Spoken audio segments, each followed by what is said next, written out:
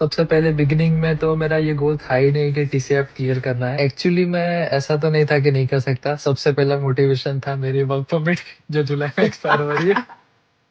I am a slow hmm. Learner and I accept that. और second attempt में क्या हुआ था? सेकंड अटेम्प्ट में भी सेम चीज़ ही हुई थी कि मेरा 3 मॉड्यूल क्लियर थे, स्पीकिंग में 9 आए थे और 1 पॉइंट की वजह से रह गया था। You never got such thoughts?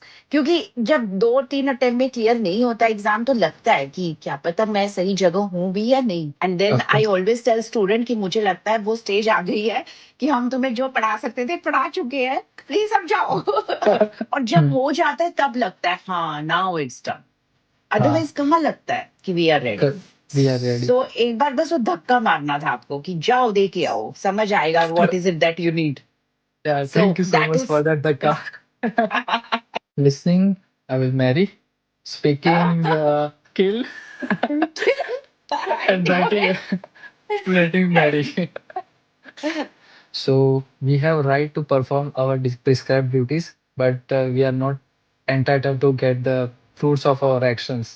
Writing की बात करूँ तो राइटिंग में मेरा स्टार्टिंग में 2.5 आवर फॉर ऑल 3 टास्क लगे और बाप रे। इसमें मैंने राइटिंग में मिस्टेक नहीं की थी, मिस्टेक में राइटिंग किया था। Oh my God, that's a good thing. Divyang, grand congratulations. And I'm super, super, super happy, excited to have you today in my podcast. How do you feel? आपको कैसा कैसा कैसा लग रहा है?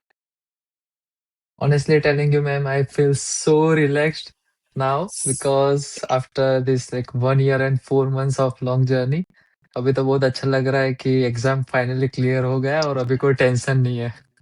Yes, that is really, really Yeah. important. And I'm sure today many people watching this podcast would like to know कि आपने जब स्टार्ट किया हमारे साथ एज अ कंप्लीट बिगिनर, और मुझे याद है in the beginning you were very nervous, you were like so stressed also, होगा नहीं होगा, कैसे करेंगे, इतना सारा कैसे पढ़ेंगे, क्या होगा। तो कौन सा पॉइंट ऐसा था जब आपको ये लगता था कि French is very difficult for you, होगा कि नहीं होगा, और आपने कैसे उसको फिर ओवरकम किया और इतने टाइम तक कैसे मैनेज किया? तो सबसे पहले बिगिनिंग में तो मेरा ये गोल था ही नहीं कि टीसीएफ क्लियर करना है। मिडल में ऐसा था कि कुछ और रास्ता मिल जाएगा तो छोड़ देंगे टीसीएफ। पर वेरी फिर नाइस, लगा ये कि तो मुझे चलो पता ही नहीं था। ये फिर धीरे-धीरे करता गया और मुझे लगा कि चलो यही स्टेबल वे है, तो पहले स्टार्ट तो करता हूँ, मुझे टीसीएफ हाँ, तक पहुँचना ना पहुँचना बात की बात है। लेकिन अभी हम्म, स्टार्ट किया ए1 लेवल पे अभी मैं क्या कर सकता हूँ, वही फ़ोकस था हम्म, मेरा। हम्म, फिर क्लासेस लेना स्टार्ट किए और इनिशियली मुझे ऐसा लगा कि मुझे ये ट्यूटर्स में ये प्रॉब्लम हो रहा है, ये हो रहा है। हम्म, पर धीरे-धीरे मुझे मतलब सेल्फ इंट्रोस्पेक्ट किया तो मुझे पता चला कि मेरी सेल्फ फिटनेस ही नहीं है। तो कोई भी ट्यूटर हम्म, कितना भी टाइम मुझे दे दे, वो कुछ फ़र्क पड़ने नहीं वाला जब तक मैं खुद से प्रैक्टिस नहीं करता। फिर मैंने धीरे-धीरे अपना शेड्यूल बनाया और कंसिस्टेंटली स्टडी करना स्टार्ट किया। सो वैसे मैंने शुरुआत की थी सब। Very nice. एंड दिव्या, मुझे ये भी याद है कि शुरू में you were struggling with pronunciation a lot, yes, ठीक है? यस, और उसके लिए आपने बहुत मेहनत करी है, क्योंकि मुझे अच्छे से याद है आपके इतने बंच ऑफ ऑडियोज जाते थे ट्रेनर्स के पास। या कहाँ से आया इतना सारा मोटिवेशन और कैसे मैनेज करते थे? बिकॉज आपका जो जॉब स्टाइल था, जो नेचर ऑफ जॉब था, वो भी बड़ा डिफरेंट था। बिकॉज मुझे बड़ी दिक्कत हुई थी wait to find a trainer for you, कि 4 डेज नहीं, 3 डेज नहीं, ये वाले डेज नहीं, वो वाले टाइम नहीं। सो कैसे मैनेज करते थे आप ये?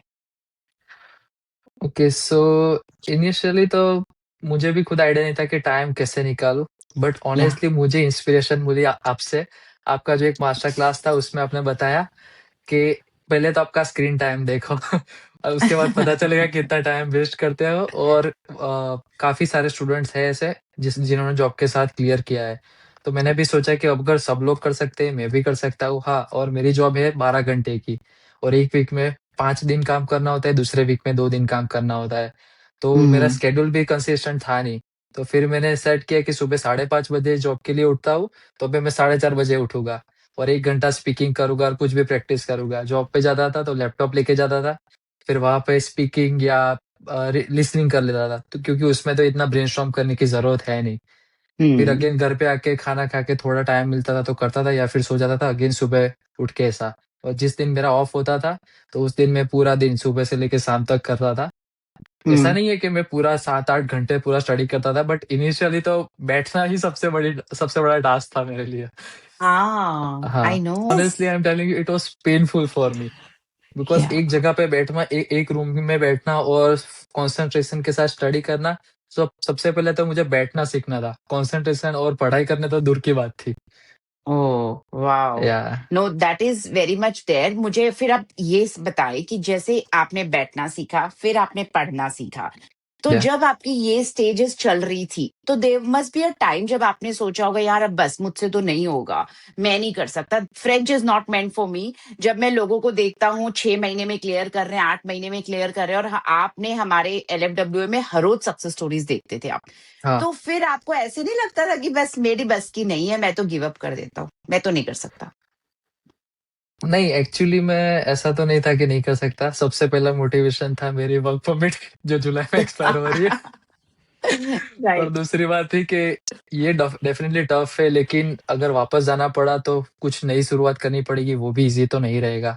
तो मैंने हुँ। सोचा कि क्यों इसमें ही एफर्ट ना दें, और इसमें फिर मैंने टाइम देना स्टार्ट कर दिया धीरे-धीरे। या राइट। और फिर उसके बाद जब एक और चीज़ मैं हमेशा नोटिस करती थी दिव्यांग आपके साथ कि आप हर एक वीकेंड सेशन अटेंड करते थे, व्हिच वाज़ अमेजिंग। तो या आप जब ये अटेंड करते थे, how you used to make sure कि do you I mean to ask you, आप क्या नोट्स लेते थे या आप उनसे किस तरीके से अपना फीडबैक लेते थे?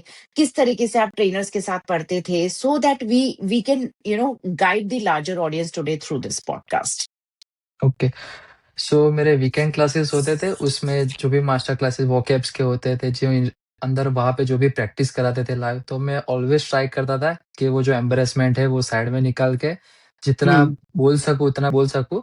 तो हुँ, इससे क्या होता है कि मैं ओपन अप होऊँगा और मुझे ज़्यादा पता चलेगा मेरी गलतियाँ कहाँ हो रही है, और वो थोड़ा हुँ, फ़ियर भी बाहर निकल जाएगा फ्रेंच का। बस वो डज़न्ट हुँ, मैटर सही बोल रहे हैं, गलत बोल रहे हैं, पर मैं मोस्टली ट्राई करता था कि बोलूँ, और सब नोट डाउन करता था, वोकैब्स और क्या-क्या स्टेप्स फ़ॉलो करने हैं।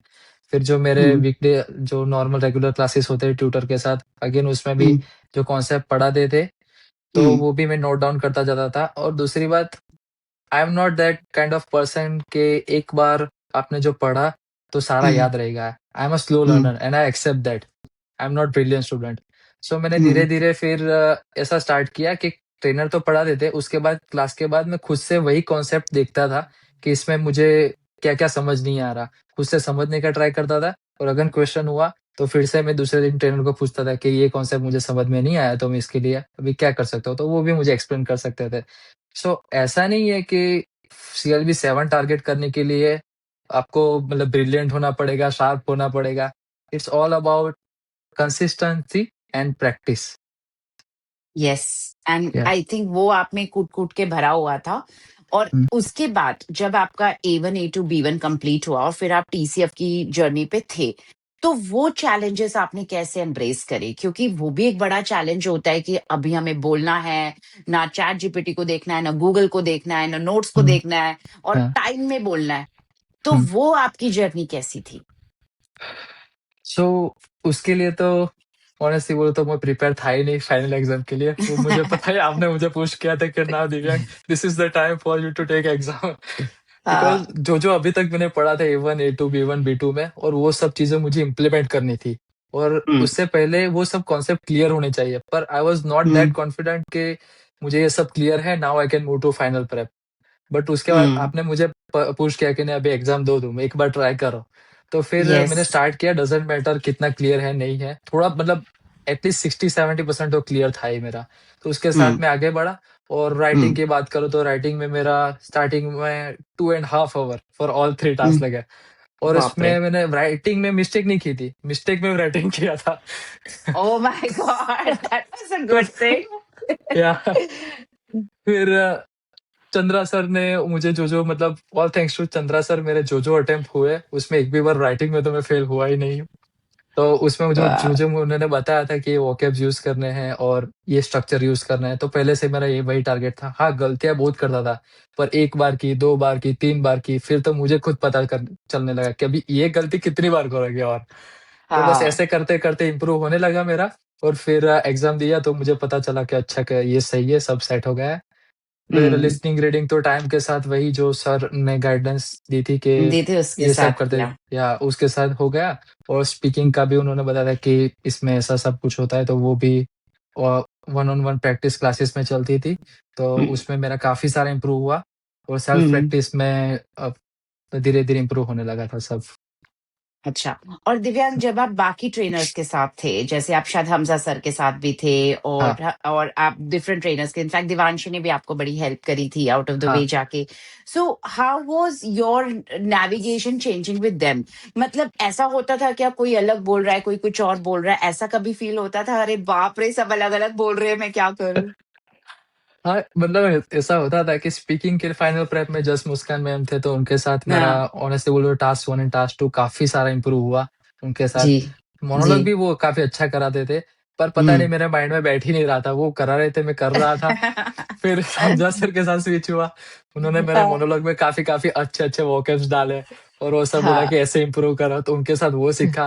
हाँ, मतलब हुँ, सबकी टीचिंग स्टाइल अलग-अलग होती है, पर हुँ, उनसे मेरे अच्छे-अच्छे जो मुझे फीडबैक मिले, तो वो फीडबैक अडॉप्ट करता गया धीरे-धीरे और हुँ, फाइनली मैं दिलारा मैम के साथ आया और जब मेरा हुँ, सक्सेसफुल अटेम्प्ट हुआ, उससे हुँ, पहले मैंने दिलारा मैम से जो भी फीडबैक लिए वो सारे, तो हुँ, वो बहुत हुँ, यूज़फुल थे और सबसे इम्पोर्टेंट था मेरा टेम्पलेट निकालना। सो मैंने हुँ। टेम्पलेट निकाला और नेचुरल फ्रेंच पे फ़ोकस किया और उसके साथ मेरा हाँ, एग्ज़ाम क्लियर हुआ और देवांशी को भी बहुत सारा थैंक यू क्योंकि all because of her I am able to clear my speaking. yes, no, या definitely. Thanks to her as well. And in all the training period, you were an hmm, excellent student, Divyang, because आपने accept किया था कि you are a slow learner, but या consistency is something that was commendable.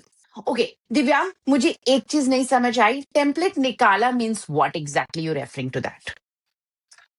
Template निकाला मतलब mostly students और मैं भी इनिशियली जब हम हम्म, स्पीकिंग स्टार्ट करते हैं स्पेसिफिकली फॉर मोनोलॉग तो हाँ उसमें जी. हम टेम्पलेट यूज़ करते हैं क्योंकि हमें इतना 4.5 मिनट तक बोलना है तो हमें पता नहीं होता कि क्या-क्या बोलना है। तो टेम्पलेट हमें हेल्प करता है कि हम through out 44 minute and 30 second तक बोल सकें।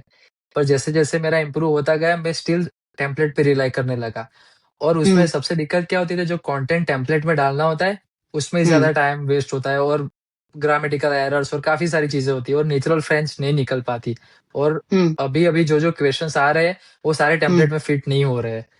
तो वो हम्म, ज़रूरी नहीं कि टेम्पलेटाइज़ करना ही सब कुछ है। तो फिर दिलारा मैम ने बोला कि धीरे-धीरे टेम्पलेट रिमूव करो तुम्हारा। तो फिर right. मुझे भी वो बहुत शॉकिंग लगा क्योंकि मैंने एंड हम्म, मोमेंट तक काफ़ी मतलब मोस्टली सारे मोनोलॉग टेम्पलेट में ही पढ़े हैं। और उसके हम्म, बाद निकलना डिफ़िकल्ट था। फिर भी मैंने थोड़ा हम्म, पार्ट इंट्रो का रखा, सिंगल हम्म, लाइन रखी, जो भी हम्म, मेरे आइडियाज़ होते हैं, बाकी सब नेचुरल कर दिया कि और फिर मुझे पता चला कि ऐसे नेचुरल फ्रेंच बोलना, वो काफ़ी ईज़ी है अभी मेरे लिए। तो उस मोमेंट पे मैंने टेम्पलेट निकाल लिया और उसकी वजह से मेरा 9 टू 13 पे जंप हुआ score. Wow! That is a yes, very big thing दिव्यांग, क्योंकि ये मेरे साथ भी होता है जब बहुत सारे मेरे ही लर्नर्स हमें बोलते हैं कि टेम्पलेट दे दो, and I tell them template is not needed, क्योंकि अगर आप टेम्पलेट वर्ज़न पे चले जाओगे तो आपका नेचुरल फ्रेंच एग्ज़ामिनर को नहीं दिखेगा और उसको लगेगा ये रटा हुआ है। तो यस, रटा हुआ will definitely not score make you score good. तो या। इसमें मुझे ये बताएं दिव्यांग, फर्स्ट अटेम्प्ट जब आपने दिया था तो how was your experience, what went wrong in the first attempt, क्या मिस हो गया था? तो सबसे पहले फर्स्ट अटेम्प्ट दिया था, उसमें तो मेरा स्पीकिंग में इतना कॉन्फिडेंट था ही नहीं मैं, कि मेरा स्पीकिंग हम्म, क्लियर हो जाएगा। फिर भी हम्म, सोचा कि चलो ट्राई करके देखते हैं और मैंने काफ़ी मतलब अच्छा अटेम्प्ट दिया था, पर मुझे पता ही था कि क्लियर तो नहीं होने वाला है। पर फिर भी मैंने ट्राई करके देखा और जो-जो भी मैंने अटेम्प्ट दिया उसके बाद मुझे गलतियाँ पता थी कि ये गलती ये की है मैंने, वो सब मैंने नोट डाउन करके रखी थी और पता था कि रिज़ल्ट नहीं आने वाला। तो मैंने गैप तो रखा ही नहीं, स्टडी करता रहा और फिर से मैंने ट्यूटर के साथ पढ़ना स्टार्ट किया। उनको मैंने बोला कि ये डिस्कस किया कि एग्ज़ाम ये सब हुआ था और मैंने गलतियाँ बताई कि ये सब हुआ था। फिर इसके ऊपर वर्कआउट करना स्टार्ट कर दिया था मैंने फर्स्ट अटेम्प्ट में। और सेकंड अटेम्प्ट में क्या हुआ था? सेकंड अटेम्प्ट में भी सेम चीज़ ही हुई थी कि मेरा 3 मॉड्यूल क्लियर थे, स्पीकिंग में 9 आए थे और 1 पॉइंट की वज़ह से रह गया था। या तो अगेन आई वाज़ स्टक कि I don't know what to do and I Yeah. was kept asking you and trainers like what I need to do, and I didn't know that I was using like so much template in my task 3. Otherwise, task Yes. 1 and task 2, I was excellent with that. But Yeah. monologue is the most important part. So Yes. Yes. Same वो third में भी हुआ था कि एक हाँ, point की वजह से रह गया था। 1 पॉइंट की वजह से रह गए थे एंड थर्ड अटेम्प्ट में जब आपका टेम्पलेट को माइनस करा गया, तो आपका हाँ, स्कोर प्लस हो गया प्लस एंड हो गया। Finally this dream came true. या अब मुझे ये बताएं कि दिव्यांग, जब आप आए थे ना तो प्रोनाउंसिएशन आपका चैलेंज था। तो मुझे एक बार ये समझना है कि how exactly you worked on your topic by topic pronunciation develop करते हुए, वोकैब करते हुए, कैसे आपने स्पीकिंग पे इतना काम किया? क्योंकि मैंने आपका फर्स्ट वीडियो भी देखा है जब आपने हमें भेजा था when you were trying to speak your first monologue, और या आपका लेटेस्ट भी देखा है। So, and I see a drastic change. That Divyang and the today's Divyang is totally different. या मुझे सीक्रेट बताओ बस. What was the secret? Secret तो ऐसा कुछ खास नहीं है, बस प्रैक्टिस ही है। तो सबसे पहले तो मैंने लिसनिंग मेरा इम्प्रूव किया, तो मुझे पता चले कि कैसे प्रोनाउंस होते हैं वर्ड्स। फिर जी. दूसरा, मैंने डिक्टेशन स्टार्ट किया कि जो भी कंटेंट मुझे ऑब्वियसली स्टार्टिंग में आइडियाज़ तो आते नहीं। तो मैंने जो भी क्वेश्चन डाला, मेरे जो भी आइडियाज़ है टूटे-फूटे लिखे, और चैट जीपीटी डेवलप कर रहा था, उसको मैंने पढ़ता था ऊपर-ऊपर से, और डिक्टेशन अंदर होता ही है। तो मैं उससे सुनता Mm, था, और ऐसे-ऐसे mm, धीरे-धीरे करके अ, सबकॉन्शियस माइंड में सब याद रहने लगता है। तो जब हम mm, प्रोनंसिएशन करते हैं तो धीरे-धीरे ऐसे करके इम्प्रूव होने लगा। और दूसरी बात, mm, मैंने अपने आप को रिकॉर्ड करना स्टार्ट किया। रिकॉर्ड किया, खुद सुनता mm, था। मुझे जितना सेल्फ करेक्शन लगा कि ये कर सकते, ये गलतियाँ हो रही है, ये की में मतलब इम्प्रूव की, और मैं ट्रेनर को भेजता रहता था। और दूसरी बात, हम एआई भी यूज़ कर सकते हैं। जैसे कि mm, रिसेंटली मैंने ग्रोक काफ़ी यूज़ किया स्पीकिंग प्रैक्टिस के लिए, और वो मुझे mm, हमज़ा सर ने रिकमेंड किया था। उसके बाद मेरे mm, पास परप्लेक्सिटी था, उसमें भी मेरा mm, पूरा 5.5 मिनट के ऑडियो होते थे, वो पूरा डालता था, पूरा एनालाइज़ करके mm, देखता था, ग्रामेटिकल एरर्स mm, वो सब चीज़ें। तो ये भी मैंने यूज़ किया, और ऑब्वियसली क्लासेस में प्रैक्टिस चलती थी। तो वो सबसे ज़्यादा इम्पोर्टेंट है कि हम ट्रेनर से प्रैक्टिस लें, क्योंकि एआई कभी-कभी ज़्यादा हमें नेगेटिव फीडबैक दे देता है, तो हमारे लिए डिमोटिवेटिंग हो जाता है। तो रियल फीडबैक mm, के लिए हमें ट्यूटर के साथ रहना ज़रूरी है। और हाँ, एंड मोमेंट तक ऐसा ज़रूरी नहीं कि अभी मैं सेल्फ प्रैक्टिस कर लूँगा, मैंने इतना किया है तो अभी ट्रेनर की ज़रूरत नहीं है। एटलीस्ट मैं वीक में mm, 1 क्लास देता था कि मैं ऑफ ट्रैक ना mm, हो जाऊँ। और just because of trainers feedback कि टेम्पलेट रिमूव करो और ये सब चीज़ें इम्प्रूव करो, ग्रामेटिकल एरर्स हो रही है, उसकी वजह से मेरा आज स्कोर हुआ है कि एग्ज़ाम क्लियर हुई है। एग्जैक्टली, नो आई हाँ, get this and this approach is commendable दिव्यांग। क्योंकि ऐसा हमारे साथ भी होता है कई बार, जब स्टूडेंट का कभी 2 अटेम्प्ट हो गया और थर्ड अटेम्प्ट तक वो ऑनेस्टली ऑलमोस्ट रेडी होता है, और हुँ, हमारे पास भी ऐसा कुछ नहीं होता कि हम बहुत ओवर कंटेंट फीड दे दें उसको, क्योंकि उसको पता है कि उसने क्या करना है। लेकिन still it is necessary to take at least 1 class a week, क्योंकि आप टच में रहते हो और आपको ह्यूमन रिस्पॉन्स मिलता है कि ये यस, चीजें आप ठीक करो अपनी, या, तो जिससे हेल्प होती है to to not to get off track. So yeah. I think that is something you understood very well, which is also commendable Divyang. And मुझे एक चीज और बताएं। सो अब आपके जितने मल्टीपल अटेम्प्ट्स थे, उसके बाद फाइनली जब आपका क्लियर हुआ, how was your exam experience like? तो क्या आपको एग्जामिनर की बात समझ आती थी, या आपको एक्सेंट समझ आता था? क्या ऐसा लगा कभी क्वेश्चन ही समझ नहीं आया मोनोलॉग का, क्योंकि उसमें वो लिखते तो है नहीं? तो what was that experience like? In my recent exam? Recent exam, या, सो या इन द किसी भी रिसेंट एग्जाम में कभी ऐसा हुआ हो कि हुँ। टॉपिक ही नहीं समझ आया? नहीं, मतलब टॉपिक स्पेशली तो मैं मोनोलॉग में ऐसा होता था कि चलो गलतियाँ हम ऑफ टॉपिक बोल दें, इससे अच्छा है कि हम सिंपली ऐसे बोल सकते हैं कि "Pure pure pitella questo madam" और "Monsieur" हम्म, सो वो रिपीट कर देता था। हम्म, ऐसे मैं 2 बार बुलवाता हम्म, था उनसे, तो मेक श्योर करो कि हम्म, मैं जो बोल रहा हूँ सही बोल रहा हूँ। सही बोल और दूसरी बात रहा टास्क है। 2 मेरा जो था, तो उसमें मुझे तो क्वेश्चन तो समझ में आ जाता था, और मुझे पता है कि मुझे रोबोट की तरह ऐसे क्वेश्चन फेंकने नहीं है उनके ऊपर। मुझे हम्म, कन्वर्सेशन जैसा बनाना है। तो वो लोग मुझे जो उनको जो भी पूछता था, जो आंसर करते थे, और उनके आंसर में से मैं नेक्स्ट क्वेश्चन पिक करता था। तो उनको हम्म, ऐसा लगे कि now he is listening to me, he is able to understand French. So ऐसे करके कन्वर्सेशन टाइप बनाया मैंने। और फर्स्ट वेरी पार्ट में भी नाइस। ऐसा था कि 1 मिनट तक जो भी मुझे बोलने देते थे, उसके बाद क्वेश्चन पूछते थे। और उसमें भी नेचुरली मेरा आंसर निकलता था कि जो-जो हम वो पहले से प्रैक्टिस किया होता है, पर नेचुरली मैंने बोलने का ट्राई किया। ऐसा नहीं कि 2 लाइन्स मैंने रटी है तो वही बोलनी है, मतलब जो भी फ्लो में निकलता है बोलते जाओ बस। और उसकी वो वेरी तभी नाइस। निकलता है हम जब एवरीडे वो प्रैक्टिस करते हैं, वरना ऐसा एक्सपेक्ट नहीं कर सकते कि एग्जाम जो मोड होता है वैसा मतलब निकल जाए उस टाइम पे, ऐसा नहीं होता। वही एग्जाम मोड वाली प्रैक्टिस मैं घर पे करता था। वाओ! राइट। हाँ, सो दिख रहा है दिव्यांग टोटली कि आपने बहुत मेहनत करी है टू पुल दिस ऑफ। और मुझे समझ आ रहा है कि people like you, how they clear and when they clear, it is like salute, because this is the real hard work that you have put. And आपने एक्सेप्ट किया कि पूरी जर्नी में you were struggling but at the same time you were progressing. Yeah so and mostly ना, मैं एक और चीज आपको बताती हूँ दिव्यांग, मुझे मुझे लगता है your trust on us was also very important for us. क्योंकि कई बार ऐसा भी होता है कि जब हमारा एग्जाम नहीं क्लियर होता ना, तो ऐसे लगता है may be this is not the right people for me. और हम तो आपके साथ बेवन से हैं, बिगिनर से हैं। तो कई बार ऐसा लगता है कि क्या पता कोई और इंस्टीट्यूट कर देता, क्या पता कोई और ट्रेनर कर देता। सो ऐसा भी होता है। So you never got such thoughts? क्योंकि जब 2-3 अटेम्प्ट में क्लियर नहीं होता एग्जाम, तो लगता है कि क्या पता मैं सही जगह हूं भी या नहीं। स्टार्टिंग में से ही मुझे मतलब ऐसा लगता था कि ट्रेनर्स का ऐसा है, वैसा है, पर मैंने खुद का देखा तो पता चला। और दूसरी बात कि काफ़ी सारे लोगों का मैंने सुना है कि यहाँ इस इंस्टीट्यूट में से कि यहाँ से किया, पर उनके बारे में मैं नेगेटिव बोलना नहीं चाहता, वो मेरा मतलब फ़ोकस है ही नहीं। मेन चीज़ है हमारे इंस्टीट्यूट के बारे में। तो मुझे पहले से ही लगा कि आपका जेन्युइन इंटरेस्ट है कि स्टूडेंट का क्लियर करवाने में, ऐसा नहीं कि सिर्फ़ पैसे कमाने हैं आपको। और वो मैंने देखा मास्टर क्लास में, क्योंकि मास्टर क्लास आपको देने की ज़रूरत नहीं है, फिर भी आप देते हो। और वो हम्म। उसमें हमें काफ़ी सारी चीज़ें सीखने को मिलती है। मेरे तो regular class plus master class होते थे, तो फीडबैक भी मुझे हम्म। काफ़ी सारे अच्छे मिलते रहते थे। और एंड में हम्म। तो मुझे क्लासेस की ज़रूरत भी नहीं थी। आप बोलते थे हम्म। मुझे कि तुम्हें क्लासेस की ज़रूरत नहीं है, सेल्फ प्रैक्टिस करो। पर फिर मैं सामने से बोलता था कि नहीं मैम, मुझे 1 क्लासेस तो लेना ही है एटलीस्ट वीक में। हम्म। तो वो हम्म। जेन्युइननेस मुझे पसंद आई कि आपको मतलब हम्म। दिल से है कि स्टूडेंट का क्लियर हो और उनका कैनेडियन पीआर का ड्रीम सही मतलब फुलफिल हो।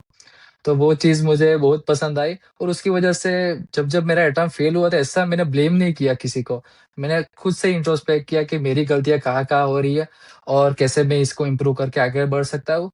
और दूसरी बात कि ट्रस्ट इन गॉड्स प्लान, कि जो भी हो रहा है हम्म। सही अच्छे के लिए हो रहा है। और बस ट्रस्ट ट्रस्ट द प्रोसेस और उसके साथ मेहनत करते जाओ। एक सबसे इम्पोर्टेंट चीज़ है कि हमारी मेहनत में कोई कमी नहीं रहनी चाहिए। हाँ, True. हाँ, Yes. And the rest is totally in God's hand. That is true. हाँ, आप बस मेहनत करो और definitely वो हो जाएगा. And Divyang, this hmm, is also correct. We have a very genuine interest in somebody clearing the exam. लेकिन हाँ, at the same time, I think मैं totally believe करती हूँ ये two-way work है, ये team work है. हम कितना भी पढ़ाए, अगर स्टूडेंट ट्रस्ट करके खुद पे नहीं मेहनत करता है, then of course it doesn't work. And then of I course. Always tell student कि मुझे लगता है वो स्टेज आ गई है कि हम तुम्हें जो पढ़ा सकते थे पढ़ा चुके हैं, प्लीज अब जाओ। एंड देन और वो जैसे आपने कहा, मुझे कहीं नहीं जाना। हाँ, और नहीं मुझे पता था कि आप मुझे एक टाइम पे बोला था कि अब हमें पता नहीं कि आपको पढ़ाना क्या है, आप सब कुछ पढ़ा चुके हैं आपको, कुछ पढ़ाने के लिए हाँ, बचा ही नहीं है। बचा ही नहीं है, हो गया, जाओ हाँ, बस अब एग्जाम दे हाँ, दो। इनफैक्ट फर्स्ट अटेम्प्ट में भी, कि जब आप हाँ, मुझे, मैं आपको लिटरली पुश कर रही थी कि दिव्यांग एग्जाम दे के आओ आप। So and you were like नहीं मुझे नहीं लगता मैं रेडी हूँ। फिर मैंने बोला नहीं, आप कभी रेडी नहीं होगे, जस्ट गो। हाँ, so obviously it's very difficult to know when we are ready. तो हाँ, मुझे तो लगता था आप सेकेंड अटेम्प्ट में आप रेडी थे। तो हुँ, हमें अटेम्प्ट करते करते फोर्थ पे पहुंच गए थे हम। Um, so one is never ready. और जब हुँ, हो जाता है तब लगता है हाँ नाउ इट्स डन। हाँ, अदरवाइज कहाँ लगता है कि वी आर रेडी। क वी आर रेडी। सो एक बार बस वो धक्का मारना था आपको कि जाओ दे के आओ, समझ आएगा what is it that you need. Yeah so thank you so that much is for that धक्का। आज तो लगेगा ही। हाँ, चलो now let's get on to a quick game. एक रैपिड या फायर है जिसमें आपको ये बताना है कि whom you will kill, whom you will marry, and who will you will just keep as friend zone. ठीक है? In a okay, TCO way. So I'll give you या three options, and you will have to tell me kill, marry, friend zone. Listening, speaking, writing. किसके साथ किसको you will kill, marry, and friend zone? Listening I will marry, speaking kill I and knew writing it. Writing marry. अच्छा चलो ठीक है, then it's writing Yeah, Mary. Understand. yeah. Grammar, vocabulary और mock test. Grammar kill, Kill. vocabulary, अच्छा, oh my god. vocabulary marry, and mock Okay. test friend zone. Vocabulary Mary? Seriously? Wow, you Yes, loved it? Oh my yeah. god. F, TCF, French movies. Kill, marry, or friend. TCF marry, of course. Now you should marry. No, because I learned a lot from TCF. That's why, other Yeah. than French. You got your dream come true now. So Oi, obviously, PR, Canada PR. अब तो शादी करनी पड़ेगी भाई. yeah, TCF marry. yeah. Then what else? Def and French movies. French movies kill. French movies kill and Def. Def तो देखा ही दिया ही नहीं है. French tab movie. तो दिया ही नहीं Def है तो मैंने. दिया ही नहीं है. पता ही नहीं है Def होता क्या है. तो छोड़ दो उसको, तो फ्रेंड जोन, बल्कि उसको किल कर दो. French Kill. मूवीज को फ्रेंड बना लो. हाँ, Yeah. ऐसे कर सकते हो. Okay, next one. Subjunctive, pronunciation and dictation. Kill, marry, friend. Subjunctive kill, dictation marry, and and the third one was Pronunciation, practice. pronunciation friend zone. Friend zone. Okay. ठीक है. Divyang, before we close, people who are watching this podcast today with lots of hopes and questions, curiousness, nervousness, क्या message आप देना चाहेंगे जो उन लोगों को, स्पेशली जो ये सोचते हैं कि we are too weak in studies, हमने तो कभी इंग्लिश में इतनी पढ़ाई नहीं करी, फ्रेंच कैसे पढ़ेंगे, हमारी तो इंग्लिश वीक है, हम फ्रेंच कैसे करेंगे, and they speak native language Hindi, Gujarati, Punjabi. तो उन लोगों के लिए प्लीज आपका क्या पीस ऑफ एडवाइस होगा? सबसे पहले तो मैं यही बताऊंगा कि believe in yourself and convince yourself, क्योंकि हमें खुद को कन्विंस करना बहुत इंपॉर्टेंट है. किसी का मत सुनो, कि हमें पता है कि हमें यहाँ तक पहुंचना है, तो हमें पहले खुद को कन्विंस करना है. दूसरी बात, सेल्फ प्रैक्टिस और कंसिस्टेंसी को मत छोड़ो. अपने ट्रेनर्स के ओपन फीडबैक्स लेते रहो. और दूसरी बात, हो सके उतना सोशल लाइफ को एलिमिनेट कर दो, क्योंकि मैंने जितनी भी ये 1 ईयर एंड 4 मंथ्स का टाइम था, उसमें 90% मैंने सोशल लाइफ रिमूव कर दिया था. कहीं पे बाहर जाना नहीं, कुछ करना नहीं, क्योंकि पता था कि इसमें टाइम देना है. और एक बार ये क्लियर हो गया, फिर हमारा सोशल लाइफ है ही, कनाडा भी है, वो कहीं भागा नहीं जा रहा है. बट ये टाइम इम्पोर्टेंट है, तो उस पे फोकस करो. और एंड में मैं आपको वही बताऊंगा, कर्मण्येवाधिकारस्ते मा फलेषु कदाचन मा कर फल मा कर्म फल हेतुर्भुमा ते संगोस्त्व कर्मणि. So we have right to perform our prescribed duties, but we are not entitled to get the fruits of our actions.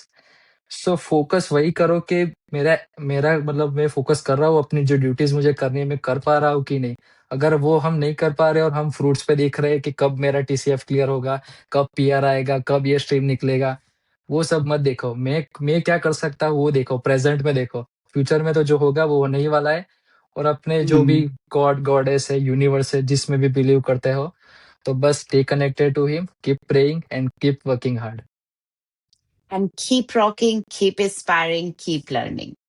दिव्यांग, thank you so much for such an insightful podcast. मुझे बहुत मजा आया आपसे बात करके आज, because it was my first Hindi English podcast. And we wish you great success ahead. May you become Canadian citizen soon and enjoy. Thank you so much, Em, and thanks to you and all your team. Just because of you guys, I'm able to clear my TCF exam, and now I feel so relaxed. And I'm genuinely thank you for you and all your hard work. Thank you so much, Divyang. Okay. Thank you.